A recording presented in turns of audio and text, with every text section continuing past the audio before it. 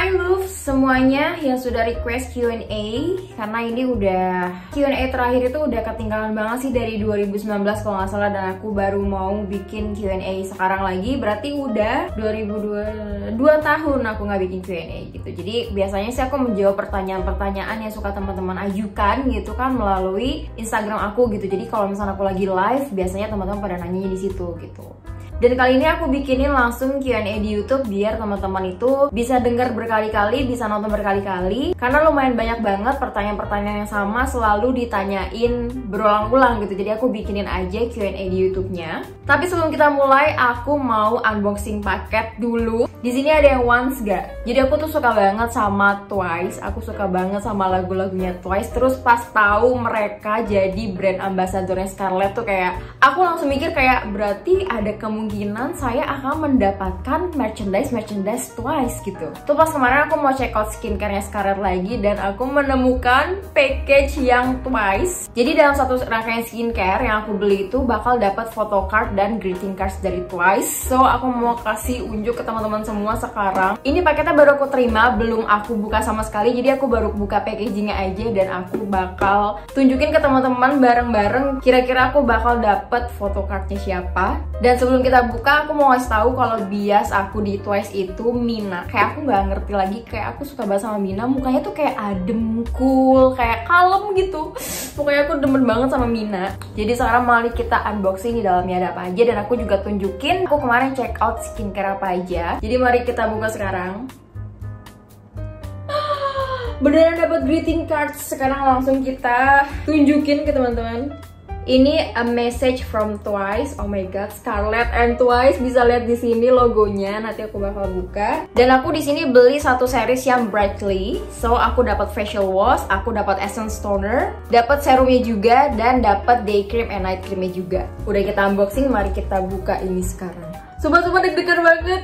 Oke, oh my god, look at this. Jadi ini photocard Twice and Scarlett. Cantik-cantik banget, oni. Dan kayaknya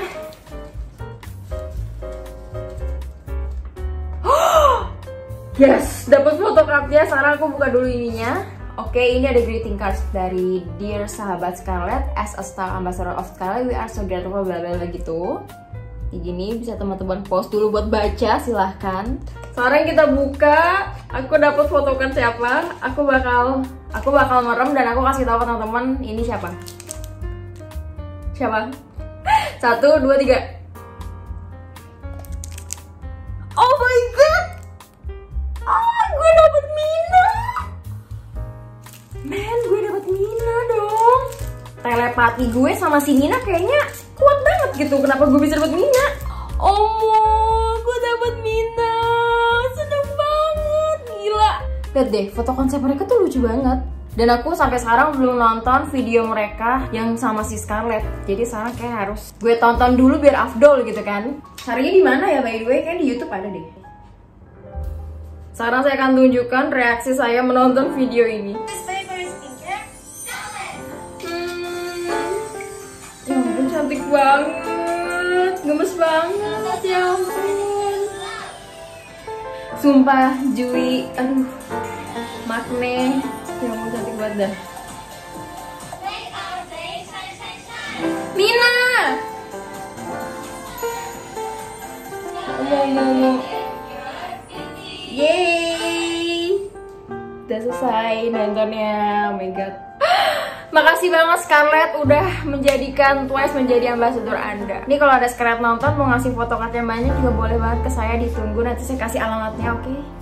Oke, mari kita lanjut ke topik kita untuk hari ini. Akan membahas apa anak-anak? Ya, aku akan membahas pertanyaan-pertanyaan. Oke, kita mulai aja sekarang. Jadi di sini sudah saya tulis semuanya pertanyaan-pertanyaan yang teman-teman sudah komen di Instagram aku, terus aku screenshot satu-satu dan aku tulis di sini. So, aku bagi ke 3 pertanyaan. Jadi aku mengkategorikan 3 pertanyaan. Yang pertama itu ada pertanyaan basic. Jadi pertanyaan basic itu pertanyaan-pertanyaan yang masih ringan lah gitu.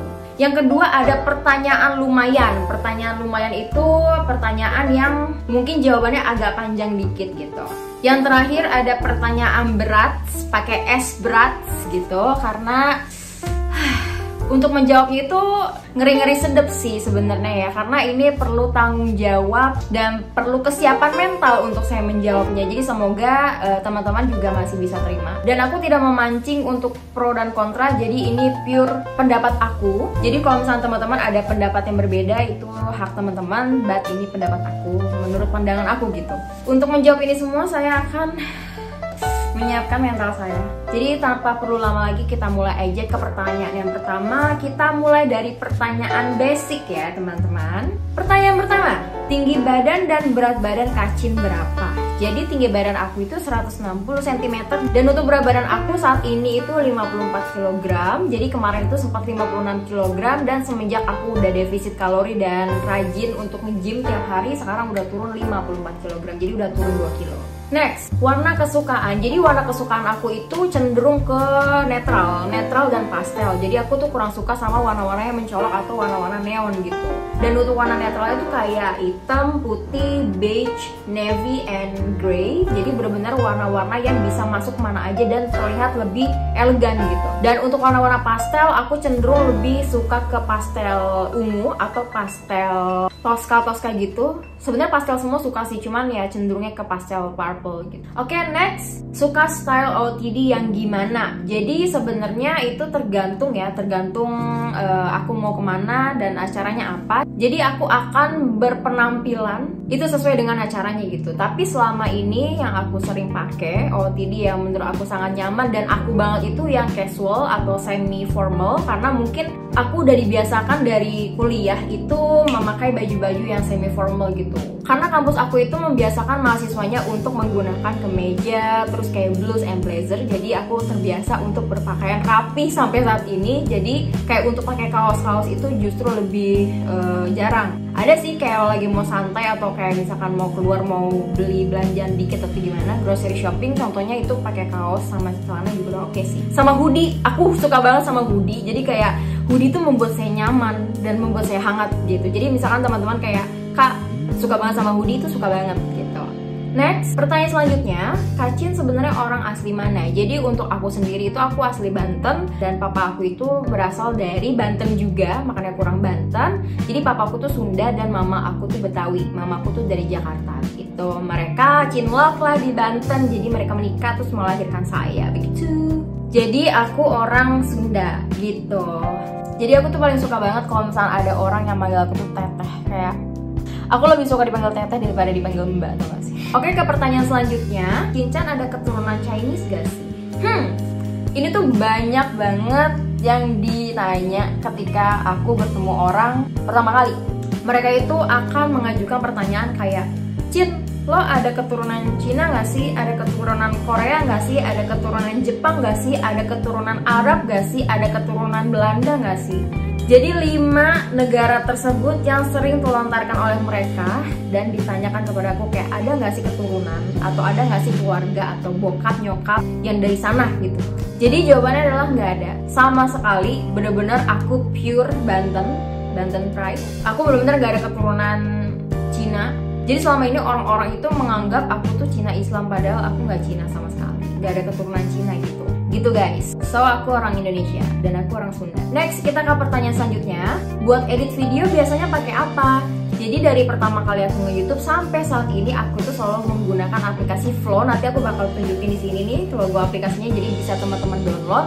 Itu merupakan aplikasi yang paling gampang dan paling lengkap menurut aku, dan teman-teman bisa gunain itu di HP, di iPad atau di Mac juga bisa. Dan aplikasinya bisa di-download di Play Store dan App Store juga. Gue kayak jadi promosi kan.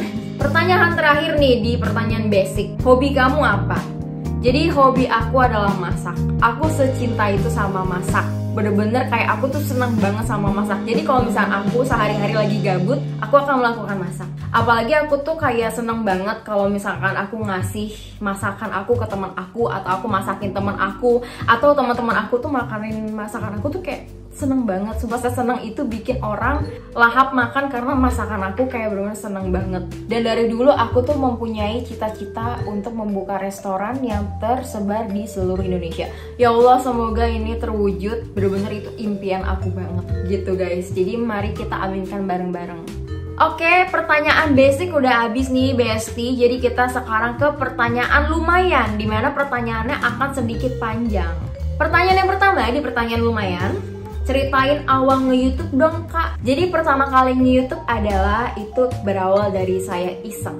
Kok bisa iseng tapi bisa sampai sekarang kayak gini? Saya juga nggak tahu gitu ya Besti. Jadi pertama kali aku nge-YouTube itu bener-bener iseng, literally iseng. Jadi karena aku tuh suka dekorasi, suka DIY, suka beres-beres lah intinya ya. Jadi pada saat itu aku lagi di kosan pertama aku yang bener-bener teman-teman lihat di video room tour aku yang pertama banget, yang cuma sepetak itu. Jadi ceritanya itu aku habis dekorasi kamar kos aku yang apa adanya dengan budget yang sangat minimal. Terus aku ngerasa kayaknya perlu aku video ini biar aku jadiin kenang-kenangan gitu kan. Akhirnya ya udah aku record semua, terus aku edit dan aku upload ke YouTube. Dan saya tidak menyangka itu videonya malah jadi meledak. Jadi aku kaget banget, aku inget banget satu hari itu viewersnya udah 5.000 kalau nggak salah. Kayak sekaget itu, gue baru pertama kali ngupload YouTube viewersnya udah 5.000. Kayak ya Allah ini apa gitu. Terus aku inget banget dalam satu minggu viewersnya udah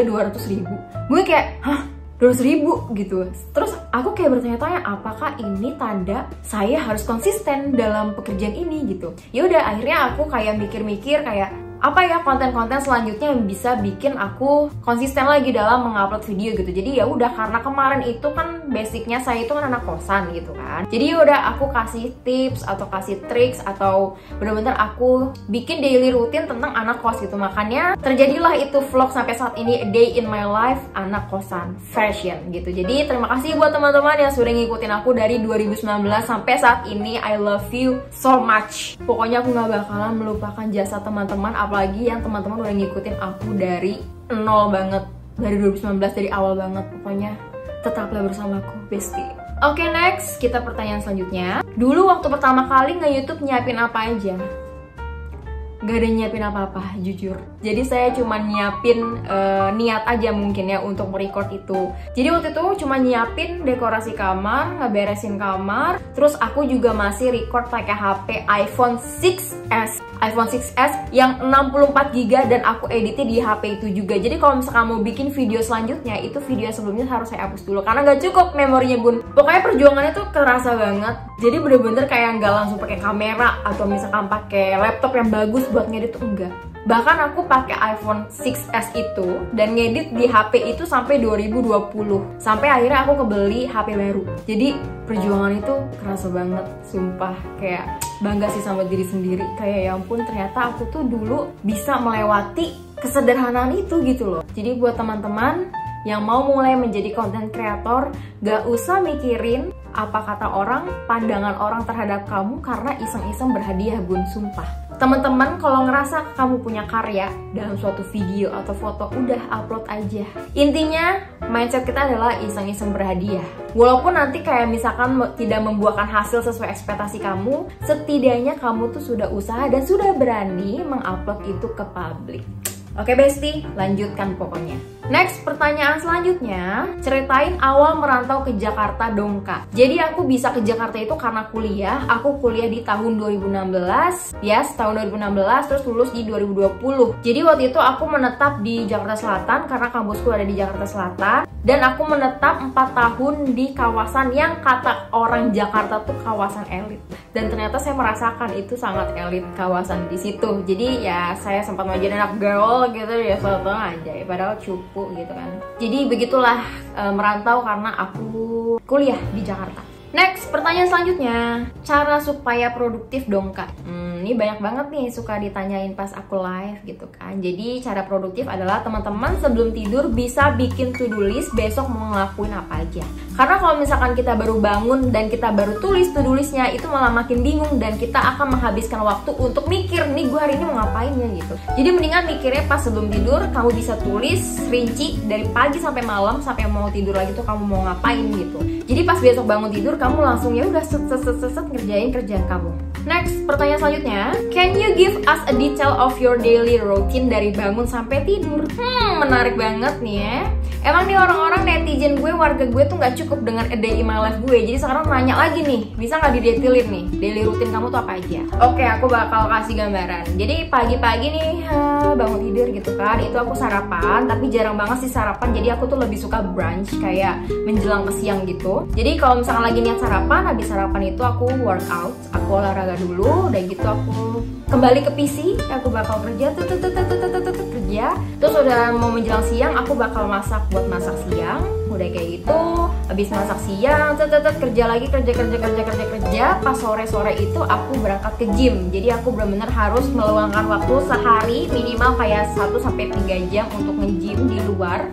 Karena aku di rumah nggak punya alat-alat yang proper gitu, jadi aku harus pergi ke gym. Terus sampai jam 7 atau jam 8 malam aku balik lagi ke rumah, terus mandi segala macam. Terus aku kerja lagi sebentar. Habis kerja aku makan cuman kayak buah atau sayur doang, bener-bener kayak nggak makan berat. Karena saya sudah nge-gym, jadi kayak saya merasa bersalah kalau saya makan banyak lagi gitu. Terus kelar makan malam, aku ngeberesin rumah. Bener-bener ngeberesin rumah itu malam gitu. Terus udah gitu tidur. Jadi pas besok pagi kita dengan membuka mata, rumah kita tuh udah bersih gitu. Jadi aku tuh benar-benar nyaman banget kalau tidur dan istirahat itu dalam keadaan tempat yang bersih dan nyaman dan wangi gitu. Jadi pas bangun tidur itu kita nggak usah kayak repot-repot lagi ngeberesin rumah. Jadi kita langsung lanjut kerja aja gitu.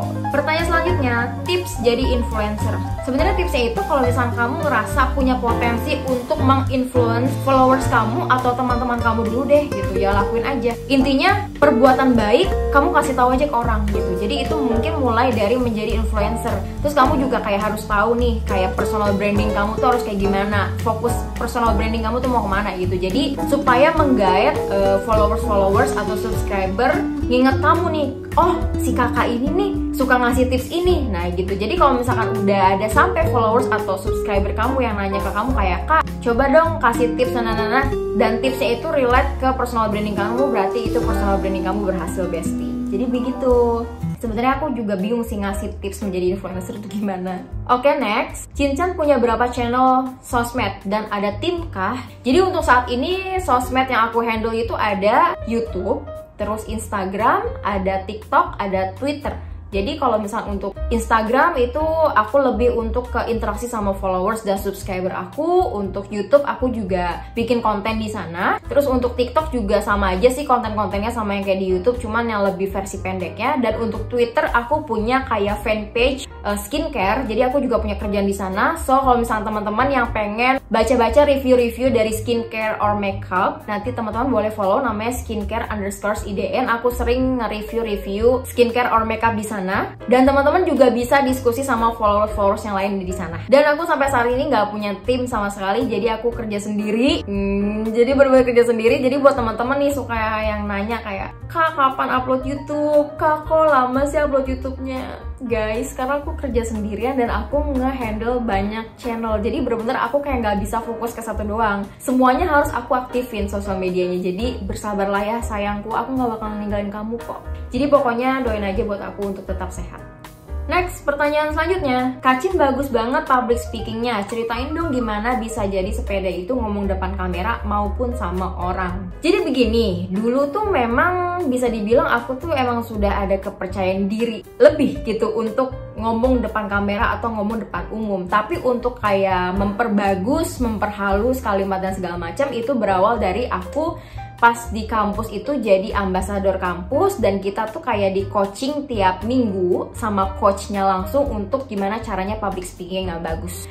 Aku bakal mention di sini ada Kak Izul. Kak Izul itu kayak coach aku yang paling the best banget deh, sampai aku bisa ngomong nih kayak gini sekarang nih, itu berkat beliau juga. Jadi waktu itu kegiatan ambasadornya adalah aku sosialisasi ke SMA untuk mensosialisasikan kampus aku. Dan aku nggak cuman interaksi sama siswa-siswa di sana, tapi aku juga interaksi sama guru dan orang tua mereka. Jadi mungkin karena itulah aku bisa menjadi sekarang ini. Dan itulah aku sampai saat ini terbiasa dan gak gugup atau benar-benar pede banget untuk ngomong sama semua kalangan umur. Bahkan sama orang tua tuh enjoy aja gitu aku ngobrol sama mereka. Gitu bestie. Dan untuk tipsnya itu mungkin teman-teman bisa mulai ngomong dulu dari depan kaca gitu, atau enggak teman-teman bisa manfaatin ketika teman-teman presentasi di kelas. Pertanyaan selanjutnya, Gimana sikap dan cara Cincan dalam hadepin haters atau orang yang gak disuka? Alhamdulillahnya saya sangat bersyukur sekali sampai saat ini tuh aku jarang banget dapat haters. Kayak jarang banget dapat hate comment sampai saat ini. Mungkin kayak skalanya 1 dibanding 10 atau dari 100% tuh kayak cuman 0,5% haters saya gitu. Jadi semoga kita selalu bersama dan semoga kita saling menghargai ke depannya, nggak ada yang saling menjatuhkan atau gimana. Jadi cara aku ngadepinnya kalau misalnya ada hate comment atau haters adalah aku abaikan. Karena aku bener-bener nggak mau kayak don't give a untuk mereka, jadi aku bener-bener abaikan dan ya udah. Karena menurut aku dengan kita mengabaikan mereka itu udah membuat mereka tuh sakit, tidak ternotis dan tidak terladenin gitu loh bun. Tapi kadang ada kayak bener-bener hatersnya tuh kayak apa ya, lebih ke dia tuh kayak apa ya, kayak suka sama kita cuman dia nge-hate juga gitu. Itu lebih aku rangkul sih. Jadi beberapa ada haters yang bener-bener aku rangkul. Jadi menurut aku untuk membalas mereka, membalas haters itu dengan tetap menyikapi dengan baik. Siapapun orangnya, mau itu teman, mau itu siapapun, aku akan menyikapi dengan baik dan aku akan menyikapinya dengan baik-baik dulu gitu. Jadi bener-bener gak kayak panas, nyolot tuh enggak. Oke, sekarang sudah habis nih pertanyaan lumayan. Sekarang kita masuk ke pertanyaan berat, pakai S, berat.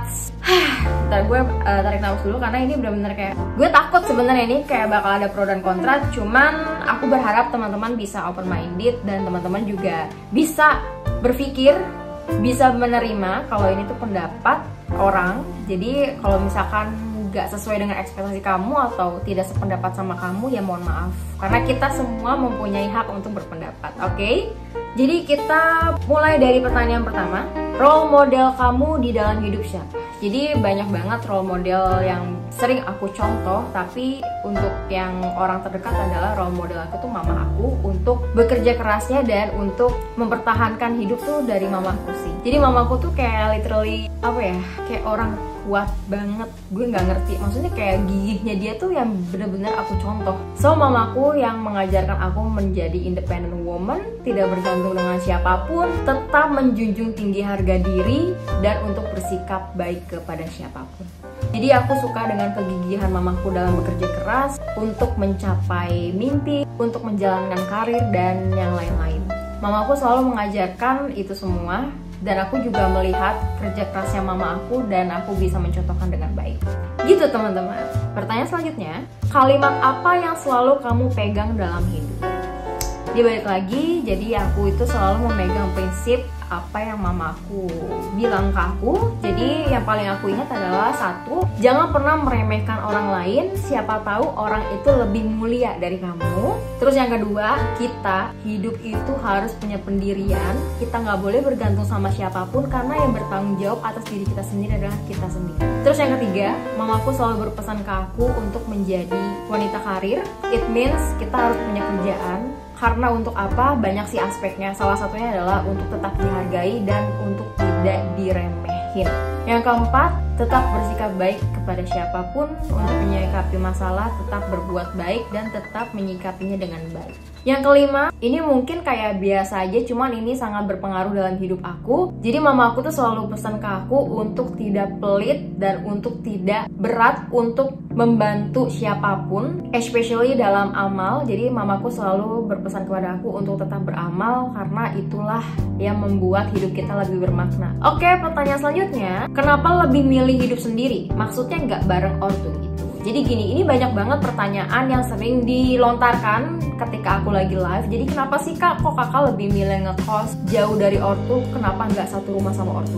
Jadi gini, jadi menurut aku ketika kita sudah beranjak dewasa, especially kita sudah lulus dari kuliah, itu menurut aku kita mempunyai hidup baru dan kita mempunyai tanggung jawab baru. Jadi bener-bener kita harus tanggung jawab atas diri kita sendiri. Jadi bener-bener kita men-challenge diri kita sendiri untuk lebih mandiri. Itu sih poinnya. Jadi menurutku bukan kita udah kelar kuliah terus kita balik lagi ke orang tua gitu loh. Jadi menurut aku lebih baik abis kelar kuliah ya udah kita survive sendiri dan kita harus melanjuti hidup apa yang kita inginkan dan apa yang ingin kita raih, yang ingin kita tuju gitu. Dan karena aku ngerasa aku punya tanggung jawab atas diri aku sendiri, jadi aku pengen hidup lebih mandiri sendiri.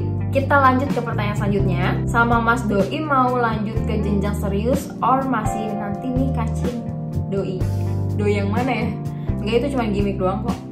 Oke, next ke pertanyaan selanjutnya. Next, uang jajan dari ortu per bulan berapa? Oke, jadi sebelum lulus kuliah itu aku udah financial independent, alias aku sudah membiayai hidupku sendiri. Bener-bener aku ngerasa ini harus aku yang bertanggung jawab. Apalagi sebelum lulus dari kuliah itu aku udah punya kerjaan jadi content creator kayak gini, so aku ngerasa aku udah mampu untuk membiayai diriku sendiri gitu. Jadi sekarang gantian aku yang kasih ke orang tua aku. Pertanyaan selanjutnya, gimana cara Cinca manage finansial? Jadi begini, aku bakal rinciin kebutuhan per bulan aku tuh apa aja. Jadi bener-bener kayak fix cost aku tuh per bulan apa aja. Mulai dari bayar asuransi, bayar sewa tempat tinggal, bayar listrik, bayar air, bayar laundry, bayar makan kayak grocery shopping gitu, bayar wifi, dan yang terakhir itu ada biaya entertain. Jadi biaya entertain adalah biaya nongki-nongki cantik gitu loh. Jadi kalau misalnya kita mau nongki-nongki cantik itu udah ada budgetnya nih per bulan. Nggak boleh lebih dari nominal yang sudah kita tetapkan. Jadi mau nggak mau kita harus cukup-cukupin. Mau itu belanja apapun pokoknya dicukup-cukupin. Terus aku juga targetin nih per bulan tuh nabungnya berapa gitu. Jadi bener-bener kita tuh ketaker dan kita tuh kayak punya target gitu. Misalkan dalam 1 tahun tabungan kita tuh bakal berapa gitu. Gitu deh teman-teman. Pokoknya teman-teman kalau misalkan pengen mulai lebih terarah lagi, lebih tertata lagi finansial teman-teman bisa ngerinciin dulu fixed cost dalam sebulan teman-teman tuh berapa. Jadi misalkan teman-teman pendapatannya udah cair, teman-teman langsung bisa pisahin fixed cost atau kebutuhan pokok yang udah aku rinciin tadi, tabungan dan emergency funds jangan lupa. Jadi emergency funds itu teman-teman boleh pakai ketika teman-teman tuh lagi urgent aja gitu. Next ke pertanyaan selanjutnya, resolusi 2022 dong. Sebenarnya aku pengen spill cuman kayak malu ya. Jadi gini, menentukan resolusi setiap tahunnya. Tipsnya adalah teman-teman bisa rinciin dari 1 sampai 30 wishlist. Kalau misalnya teman-teman udah tulis dari 1 sampai 30 mau apa aja yang dicapai di tahun ini, terus teman-teman pilih 5 wishlist yang pengen banget kamu capai di tahun ini. Nah, maka dari itu nanti teman-teman bisa lebih fokus ke 5 wishlist tersebut. Jadi menurutku itu nggak terlalu berat untuk mencapainya gitu. Wishlist aku di 2022, ini aku tulis di 4 Januari 2022. Resolution 2022. Ini aku udah pilih 5 dari 30. Jadi yang pertama adalah minimal 10 juta per bulan bersih untuk nabung. Yang kedua, minimal tabungan nambah 100 juta. Amin ya Allah. Yang ketiga, punya brand skincare dan makeup. Sumpah, doain ya teman-teman, semoga ini cita-citaku kecapai di tahun ini. Aku pengen banget punya brand skincare or makeup sendiri. Sepengen itu semoga tercapai, amin. Terus yang keempat, punya followers untuk Instagram 100.000, YouTube 200.000 subscribers, dan TikTok 500.000 followers. Ayo, kita bisa. Yang terakhir, punya duit tanpa kerja. Gimana? Emang bisa? Bisa. Mari kita ciptakan passive income. Pokoknya apapun keinginan, apapun cita-cita teman-teman tulis, kita nggak boleh mikir kalau itu nggak akan kesampaian atau impossible. Karena nggak ada yang impossible di dunia ini kalau kita emang nggak mau berusaha dan kita nggak mau jalan dulu, nggak mau gerak dulu gitu. Pokoknya udah tulis aja untuk kecapainya nanti gimana. Yang penting kita udah punya mimpi gitu. Menurut Kacin gimana cara bersikap bodo amat? Dalam artian nggak dengerin orang and let it flow aja gitu. Jadi gini menurutku ya, ini kan udah tahun 2022 gitu. Sampai kapan kamu mau dengerin kata orang dan sampai kapan kamu pengen menjalankan hidup kamu karena orang? Jadi menurut aku ya, daripada kita capek sendiri, kita batin sendiri, udah mulai 2022 bener-bener ikutin kata hati kamu. Apapun yang kamu pengen lakuin, apapun yang kamu suka dan apapun yang bikin kamu nyaman, lakuin. Selagi gak merugikan diri kamu sendiri, gak merugikan keluarga kamu, dan gak merugikan bangsa ini. Apapun yang pengen kamu lakuin yang masih positif menurut kamu, lakuin aja. Kita nggak usah ngedengerin kata orang lain. Intinya, apapun yang membuat kamu nyaman, lakuin. Apapun yang nggak bikin kamu nggak nyaman, nggak usah dilakuin, bestie. Pertanyaan selanjutnya, what do you think hubungan beda agama?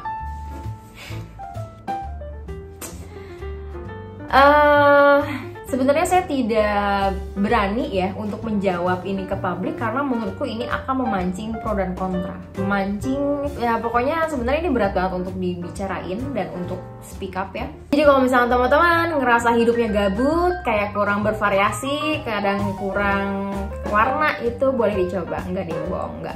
Jadi gini, aduh berat banget ngomongnya sumpah. Jadi menurutku kalau misalkan memang teman-teman nyaman, aku cuma bisa ngomong kalau kamu mau berjuang, kalau kamu mau fight, itu terserah kamu, pilihannya mau gimana. Dan kalau mental kamu kuat, ya mungkin bisa dijalanin. Pokoknya dari awal kamu harus sudah menyadari bahwa hubungan tersebut abu-abu. Pokoknya senyamannya kamu aja mau menjalankan atau enggak. Aku cuma mau pesan, kamu harus kuat. Kamu harus kuat. Next, kita ke pertanyaan selanjutnya. Nanti mau punya anak berapa? Besti udah nanya saya mau punya anak berapa. Nggak tahu Besti. Ya, jadi nanti dikasihnya sama yang di atas aja. Tapi sebelum punya anak, aku juga harus menyiapkan mental dan juga finansial. Jadi ketika aku memutuskan untuk mempunyai keturunan, aku harus sudah siap semuanya. Dan aku juga harus menyiapkan finansial untuk anak aku. Dan itu pun gak gampang kan. Jadi aku pengen anakku begitu lahir, dia merasakan anak yang paling bahagia dan paling beruntung sudah dilahirkan di dunia ini. Apapun akan aku lakukan untuk anak aku nanti. Aku akan berikan yang terbaik untuk anak aku nanti. Dan aku sama sekali gak mau membuat anak aku kesusahan atau merasa dibebani gitu. Jadi aku harus menyiapkan semuanya sampai matang, baru aku memutuskan untuk memiliki keturunan. Next, target umur untuk nikah berapa kak? Tadi nanya anak, sekarang nanya nikah. Harus lu nanya nikah dulu baru anak. Target nikah jujur gak ada ya, umur tuh gak ada, karena saya juga gak tahu gitu. Jadi bener-bener nanti aja kayak datang jodohnya, udah siap mental, finansial, jiwa, raga, Pancasila, maju gue gitu. Kalau untuk target sih sebenarnya nggak ada ya. Jadi nanti ya udah, mungkin kayak saya ngerasa ini sudah saatnya ya mungkin akan maju. Intinya sih sekarang aku mau menjalankan karir aku dulu, mau enjoy, mau bahagia, mau menjalankan masa muda aku dulu. Jadi nggak tahu ya Besti, nanti saya kabarin lagi. Pokoknya nikahnya kapan? Kalau nggak Sabtu Minggu dan kalau nggak hujan. Next, kriteria calon suami. Kenapa sih nanyanya? Kriteria calon suami ya pokoknya yang bijaksana, yang bertanggung jawab, yang bekerja keras, yang sopan, ramah, sopan, santun, yang gak pelit, yang loyal pastinya. Ya pokoknya yang nyamannya aku aja lah, aku juga gak bisa deskripsiin si calon suami kriteria tuh gimana. Karena gak ada kriterianya, pokoknya itu aja deh poin-poinnya ya yang paling penting. Oke, ini pertanyaan terakhir untuk menutup. Ya, untuk menutup Q&A kali ini. Jadi ada followers aku yang cerita, sekalian dia mau nanya, "Kak, maaf jadi curhat. Aku udah jalanin hubungan selama 4 tahun, tapi ortu dari pihak pacarku nggak setuju sama aku. Aku harus gimana ya, Kak? I really love him." Jadi gini Besti, yang menjalankan hubungan itu kalian, yang ngerasain nyaman, sayang, cinta itu kalian, yang ngerasain suka dan duka itu kalian. Jadi menurutku, selagi hubungan kalian tidak merugikan pihak manapun, tidak merugikan nama baik, dan tidak merugikan siapapun, menurutku itu hak kalian. Jadi aku berharap hubungan itu pisah bukan karena dari faktor eksternal, tapi dari faktor internal mungkin nantinya. Jadi aku harap kamu dan pasangan kamu bisa mempertahankan. Jadi orang lain, apapun faktor dari manapun itu tidak bisa menentukan jalannya hubungan kalian, karena kalian yang tahu atas hubungan kalian. Kalau misalnya kamu benar-benar cinta dan sayang, dan pasangan kamu juga sebaliknya, kamu harus fight, kamu harus mempertahankan itu. Dan gue sekarang mau puitis nih, karena cinta dan sayang itu tidak bisa dipaksakan. Pokoknya siapapun yang nonton video ini memiliki masalah yang sama, atau mungkin pihak dari orang tua yang nggak setuju, aku harap kalian bisa mengerti perasaan anak-anak kalian. Karena sesungguhnya perasaan yang dipaksa tuh gak enak banget. Dipaksa dalam artian untuk dipisahkan si pihak. Menurut aku itu gak adil. Oke, jadi selesai juga Q&A-nya dan aku sangat tidak sadar ya, ternyata ini sudah 50 menit berjalan dan aku ngomong panjang lebar menjawab pertanyaan teman-teman. Semoga teman-teman suka dan silakan diambil yang positifnya, dan mungkin kalau misalnya ada yang tidak sependapat, keep it to yourself. Kita harus saling menghargai. atas pendapat masing-masing pribadi. Semoga teman-teman gak bosen untuk nontonnya dari awal sampai akhir, dan aku mau berterima kasih sama teman-teman yang udah nonton dari awal sampai akhir. Dan kalau misalnya teman-teman punya pertanyaan-pertanyaan yang pengen diajuin ke aku, yang pengen aku jawab, teman-teman bisa langsung nanya di DM Instagram aku, atau mungkin kalau aku lagi live juga boleh ditanya pas lagi live. So teman-teman, thank you so much for watching. Sehat selalu, bahagia selalu, dan tetap memberikan hal-hal yang positif untuk siapapun. Bye, love you bestie. Nanti kita ketemu di video-video aku selanjutnya.